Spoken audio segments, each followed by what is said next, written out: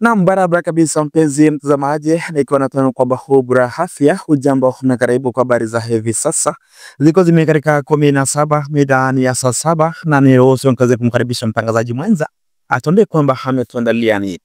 Hujambo msikilizaji na karibu kwenye habari za leo, ikiwa tu ni wiki ya 5 tangu mgomo ulipoanza, na kwa sasa tumeweza kupata habari zaidi ya kwamba kuna wanafunzi ambao wameweza kusema kuwa ikiwa walimu ambao wataendelea kugoma pia nao watajumuika nao kwa mgomo huo hadi wakati masomo yatakaporejelewa.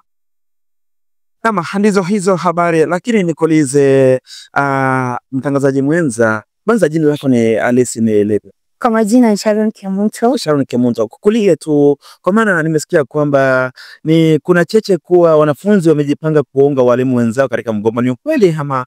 Kabisa, wanafunzi wamesema kwa sababu walimu wameamua sasa watagoma na sasa hawana la kufanya. Unajua sasa kwa sasa wamesema hao pia na watajumuika nao ili waweze kugoma, ili labda wakiwafuatilia pia nao itaweza kufanya pia nao watu wa Sema ndivyo hivyo mpenzi mtazamaji, ambavyo yanazidi kusonga, zidi kufika, zidi kuungana nasi. Jina langu ni Joel Ogeto na mimi Sharon Kemunto.